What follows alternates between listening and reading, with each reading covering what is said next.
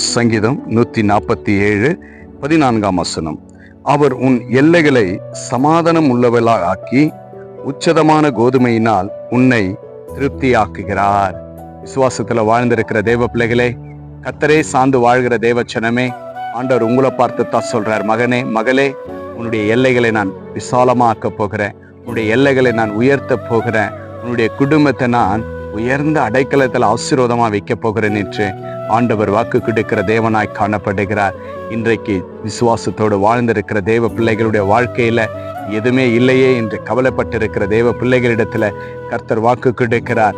உங்களுடைய பிஸ்னஸ், உங்களுடைய வேலையில நான் நிச்சயமாக உங்களுடைய எல்லைகளை நான் விசாலமாய் மாக்குவேன் என்று ஆண்டவர் வாக்கு கொடுக்கிற தேவனாய் காணப்படுகிறார். வேதத்தில் ஆண்டவர் பாருங்க, நம்முடைய எல்லைகளை பெரிதாக்குறாருங்களாம்.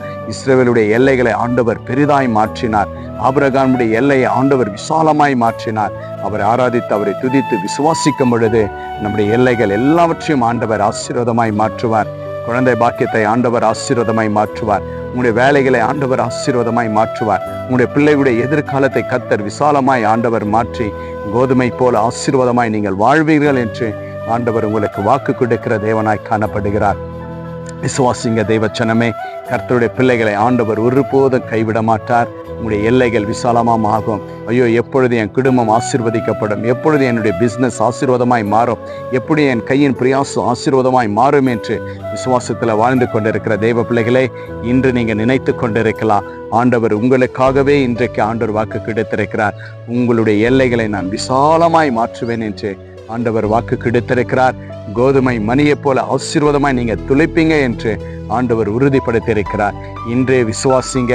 உங்களுடைய எல்லைகளை கர்த்தர் விசாலமாய் மாற்றியிருக்கிறார். உங்களுடைய குடும்பத்தை ஆண்டவர் விசாலமாய் மாற்றியிருக்கிறார். உங்களுடைய ஊழியங்களை ஆண்டவர் விசாலமாய் மாற்றியிருக்கிறார். ஆத்துமக்களை விசாலமாய் மாற்றியிருக்கிறார் என்று விசுவாசிங்க. தேவ பிள்ளைகளுக்கு கொடுத்த இந்த வாக்குத்தத்தம் ஒருபோதும் மாறாது. விசுவாசிங்க. உங்களுடைய எல்லைகள் இன்னும் விசாலமாய் மாற்றுவேன் என்று ஆண்டவர் வாக்கு கொடுத்திருக்கிறார். விசுவாசிங்க. விசாலமாய் மாறிட்டேன் என்று நம்புங்க. கர்த்தர் உங்களுக்கு பெரிய காரியத்தை செய்வார்.